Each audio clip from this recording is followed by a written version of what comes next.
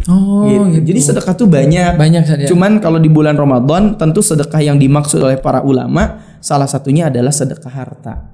Bahkan kalau kita ngasih man fattara shaiman, siapa yang memberikan menu berbuka pada orang yang berpuasa, falahu ajr, maka dia mendapatkan pahala sebagaimana pahala orang yang berpuasa. Terus kalau misalnya kita orangnya pas-pasan, apakah nilainya di hadapan Allah itu diukur dengan banyaknya yang kita sedekahkan, atau kualitas dari apa yang kita sedekahkan? Tentu Allah melihat usaha kita melihat sejauh mana usaha kita untuk bersedekah. Maka jangan menunggu kaya untuk bersedekah, tapi bersedekahlah maka Allah berikan kekayaan dan keberkahan.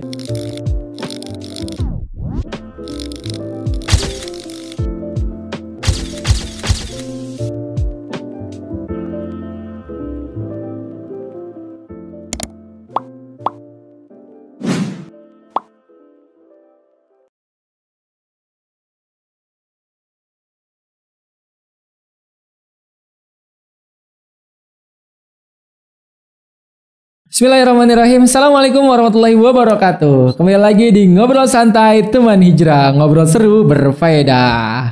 Oke teman-teman semua, mudah-mudahan teman-teman semua tetap sehat selama bulan suci Ramadan ini. Dan tentunya akan ditemani dengan guru kita yang akan selalu memberikan kita nasihat-nasihat tentang amalan-amalan ibadah apa aja yang harus kita lakukan di bulan suci Ramadan. Tentu tujuannya agar Ramadan kita lebih berarti gitu kan. Ramadan kita menjadi sempurna gitu ya.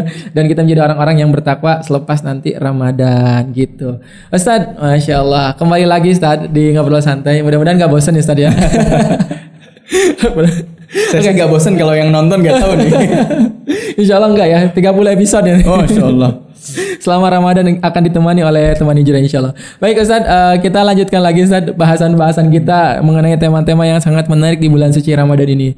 Nah, kali ini kita mau ngobrol tentang sedekah nih Ustadz. Terutama kan Ramadan ini momentum banget ya Ustadz ya, orang untuk berbagi itu.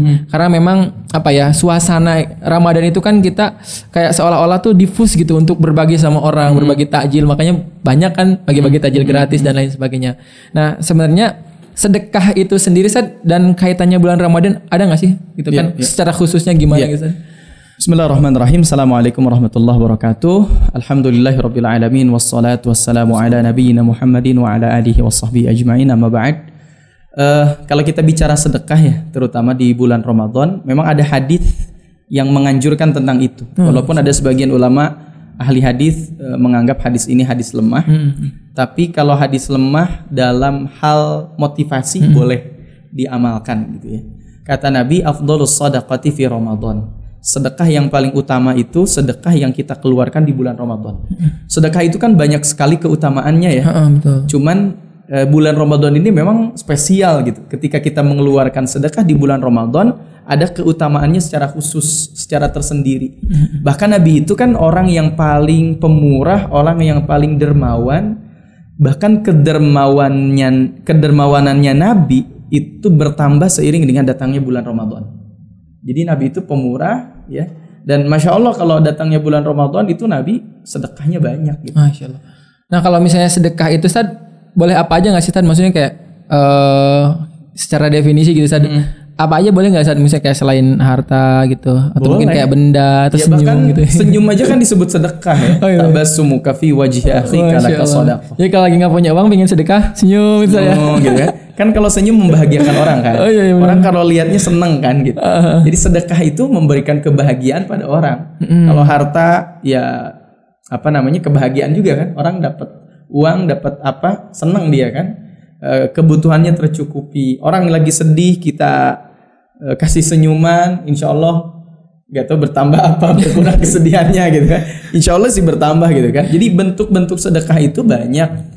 Walaupun sedekah yang dimaksud di sini tentu sedekah harta ya ketika bulan Ramadan. Tapi kalau kita bicara sedekah secara umum, bahkan ada seseorang yang pernah mengeluh datang ke Nabi, ya Rasulullah katanya, wahai Rasulullah, kalau orang kaya itu mereka yusalluna kama nusalli, mereka sholat sebagaimana kami sholat. Iya, wa yasumuna kama nasum, mereka puasa sebagaimana kami puasa. Wa yatasaddaquna bifuduli amwalihim, tapi mereka punya kelebihan ya Rasul. Apa itu? Mereka bisa bersedekah dengan kelebihan harta mereka. Sementara kami orang miskin Nggak bisa karena nggak punya harta. Maka kata Nabi, likulli tasbihatin shadaqah. Setiap ucapan tasbih subhanallah itu sedekah. Walikulli tahlilatin shadaqah. Setiap ucapan tahlil sedekah, takbir sedekah. Jadi kalimat-kalimat thayyibah, kalimat-kalimat yang baik itu sedekah. Gitu. Jadi sedekah tuh banyak saja. Cuman kalau di bulan Ramadan tentu sedekah yang dimaksud oleh para ulama salah satunya adalah sedekah harta. Bahkan kalau kita ngasih man fattara shaiman, siapa yang memberikan menu berbuka pada orang yang berpuasa, falahu ajr, maka dia mendapatkan pahala sebagaimana pahala orang yang berpuasa tanpa berkurang gitu. Masya Allah, berarti banyak sekali keutamaan di bulan suci Ramadan. Ya salah satunya sedekah gitu ya. Dan sedekah juga memiliki keutamaan seperti yang Ustaz sampaikan barusan. Kita mendapatkan pahala dari orang yang kita sedekahi gitu. Nah, kalau misalnya keutamaan lain dari sedekah, terutama mungkin buat kehidupan kita saat itu seperti apa? Banyak ya. Satu, sedekah itu tutfiul khati'ah, bisa menghapuskan dosa-dosa kita. Ya. Tentu dosa-dosa kecil ya. Kita ingin menghapus dosa kita. Salah satunya dengan cara banyak bersedekah. Yang kedua, sedekah itu juga kata Nabi, mana qasat shadaqatan min mal. Orang yang bersedekah tidak akan pernah berkurang hartanya. Kita lihat aja realitanya, ada gak orang sedekah dia jatuh miskin? Kan gak ada ya. Yang saya tahu gak ada gitu. Mungkin ada 1-2, tapi kan mungkin itu bukan karena dia sedekah jadi miskin, bukan. Sedekah itu mendatangkan keberkahan. Sedekah itu di dunia aja Allah berikan banyak keutamaan. Apalagi nanti di akhirat kan. Makanya kan Nabi sebutkan idza matal insan, dalam riwayat idza mata ibnu adam inqata'a amaluh. Kalau manusia ini mati, maka putus semua amalnya. Illa min thalath, kecuali 3 hal. Apa yang pertama di situ disebutkan? Shadaqatin jariyah, sedekah yang pahalanya mengalir. Apalagi kalau sedekah itu kita berikan, kita tunaikan di bulan Ramadan, Masya Allah pahalanya besar gitu. Oke, Masya Allah banget Ustaz ya. Jadi tentang sedekah ini emang sesuatu yang sangat banyak keutamaannya, tapi terkadang kita tuh luput Ustaz untuk melakukannya. Nah, ini kan bicara soal motivasi, tentunya keutamaan ini kan jadi motivasi kita dalam beribadah. Nah, tadi kan Ustaz sempat menyinggung kalau misalnya orang yang nggak punya gitu ya, sementara orang kaya dia bisa bersedekah dengan banyak harta gitu Ustaz. Terus kalau misalnya kita orangnya pas-pasan, apakah nilainya di hadapan Allah itu diukur dengan banyaknya yang kita sedekahkan, atau apa ya, kualitas dari apa yang kita sedekahkan? Tentu Allah melihat usaha kita ya, melihat sejauh mana usaha kita untuk bersedekah. Maka jangan menunggu kaya untuk bersedekah, tapi bersedekahlah maka Allah berikan kekayaan dan keberkahan. Catat. Quotes. Gimana tadi? Jangan menunggu kaya untuk bersedekah, tapi bersedekahlah maka Allah berikan kekayaan dan keberkahan. Masya Allah, ya sedekah untuk orang kan kadang berpikirnya nanti kalau sudah kaya baru saya mau sedekah. Nah, iya, nanti kalau hutang saya sudah lunas mau baru sedekah. Ya. Bahkan para ustadz kami menyampaikan, kalau kita punya hutang nih, jangan ada orang yang pernah ditanya gini, kenapa gak mau sedekah, kenapa gak mau infak? Saya kan masih punya hutang Ustadz, jadi saya mau ngelunasin hutang dulu. Memang benar hutang itu kan wajib untuk dibayar ya. Tapi kalau kita punya penghasilan ya, misalkan penghasilan kita 200.000 atau 1 juta per bulan, maka hal pertama yang harus kita sisihkan dari harta kita adalah untuk sedekah. Dari 1 juta itu berapa sih yang mau kita sedekahkan? Baru yang prioritas yang kedua adalah untuk bayar hutang.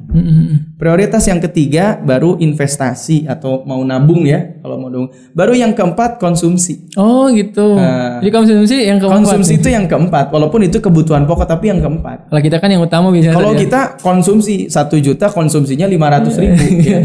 Nabungnya enggak, akhirnya habis ya kan. Padahal yang pertama sedekah, walaupun jumlahnya itu gak terlalu banyak, sedikit. Umat Islam ini kan di antara sunnah yang dianjurkan sedekah itu kalau tidak salah 2,5%. Ya. Orang-orang tetangga kita yang Nasrani itu kalau tidak salah mereka 10% sedekahnya. Yang lebih hebat orang Yahudi. Orang Yahudi itu sedekahnya seluruh hartanya disedekahkan untuk Tuhan kata mereka, untuk Allah gitu ya.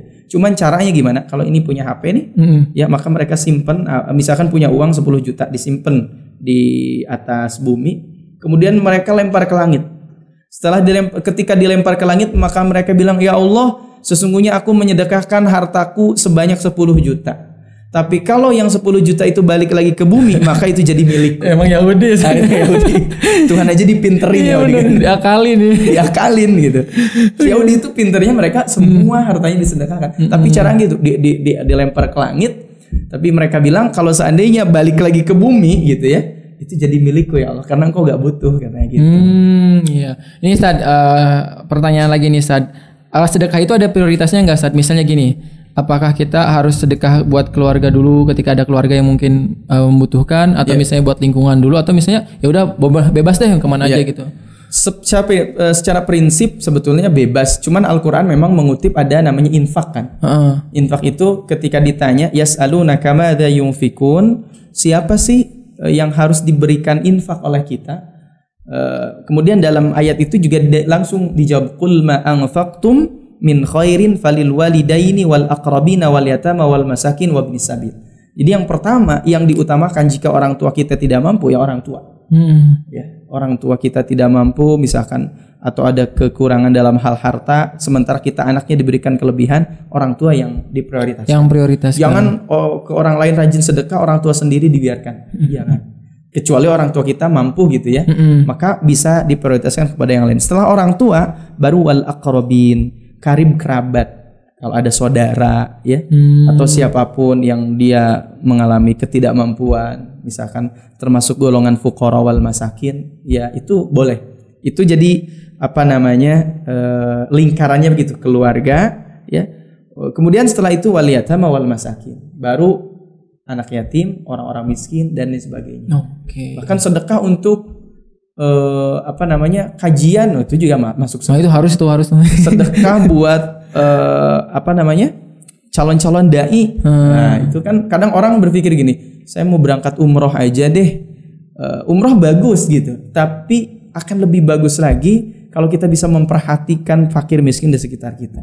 Akan lebih bagus lagi jika seandainya uang itu kita sedekahkan untuk dalam rangka membangun umat. Nabi kan sampaikan, man jahaza ghazian faqad goza, kata Nabi. Siapa yang mempersiapkan, membekali orang yang akan berperang, faqad goza, maka dia juga sama pahalanya dengan orang yang berperang. Masya Allah. Ya, jadi tepat jadi perang di sini bukan hanya perang fisik ya. Jadi perang itu dalam bentuk dakwah salah satunya gitu. Ini teman hijrah kan? Iya benar. Teman hijrah ini ya, bayangkan kita misalkan tidak terlibat di kepengurusan, nggak ngisi kajian juga di teman hijrah karena kita bukan ustadz gitu ya. Apa yang salah satu kita bisa lakukan? Jahaza ghazian, membekali, menyiapkan infak terbaik untuk teman hijrah, maka insya Allah pahalanya juga sama dengan teman-teman yang berjuang. Masya Allah. Nah kebetulan banget nih Stan ngomong-ngomong masalah infak nih, jadi inget nih. Nah insya Allah teman-teman di Teman Hijrah juga kita membuka layanan nih buat teman-teman yang ingin berzakat, infak, sedekah maupun wakaf ya, yang disalurkannya lewat Teman Hijrah. Insya Allah Teman Hijrah sudah bekerja sama dengan salah satu lembaga sosial juga, jadi kita resmi insya Allah ya, dana teman-teman akan tersalurkan dengan baik dan insya Allah mudah-mudahan amanah gitu. Oke, satu lagi nih Stan, nih pertanyaannya. Nih Stan, kalau misalnya kayak kita punya uang gitu, pingin sedekah, udahlah gajian misalnya kan, langsung sedekah 500.000 gitu. Nanti gajian lagi bulan depan kayak gitu. Nanti baru sedekah lagi. Kalau kayak gitu gimana Stan? Ya baiknya seperti apa? Sesuai kemampuan aja. Walaupun ada sebagian teman-teman kita sedekah tuh bagusnya tiap hari. Tiap hari. Gitu. Walaupun cuman ada katanya sedekah harian kan, sedekah mingguan, sedekah bulanan. Mungkin yang gaji itu dapatnya buat sedekah bulanan aja. Tapi kan kadang-kadang rezeki dari Allah itu kadang min haitsu la yahtasib. Datang dengan cara yang tidak terduga-duga gitu kan. Jadi setiap dapat rezeki ya kita kasih sedekah berapa aja gitu. Dan kalau misalkan merasa kecil nih kayaknya, ya udah gak apa-apa dikumpulin dulu aja. Dikumpulin sebulan langsung disedekahin gitu. Kalau misalkan 2.000 sedekah kayaknya gak kerasa deh. Ya udah dikumpulin sehari 2.000. Berarti kalau sehari 2.000 sebulan berapa kan? Sebulan bisa 60 ya? Iya. 60 ribuan gitu kan. Tapi kalau ada satu lagi terakhir, kalau misalnya kita bayar parkir niatnya sedekah boleh enggak? Beda itu. Beda. Soalnya kan kadang mohon maaf gitu kan, kalau kita masuk ke minimarket gitu tadi ya, kita jajannya cuma berapa ribu gitu kan, bayar parkirnya 2.000 gitu kan. Kalau biar meredam kekesalan gitu ya. Ya udahlah sedekah aja gitu. Parkir kan sudah jadi profesi gitu. Jadi Ya itu transaksi aja sebetulnya. Walaupun kita seikhlasnya kasih kan kadang 1.000 kadang 2.000. Walaupun ada sebagian teman-teman yang juru parkir gak mau 2.000 maunya 3.000. Iya makanya Ustaz. Jadi kita yang risau nih. Tapi ya, itu tentu beda dengan sedekah. Oke, itu ya. Jadi intinya teman-teman semua ini terkaitan dengan sedekah ini, manfaatkan Ramadan ini sebagai momentum kita untuk berbagi.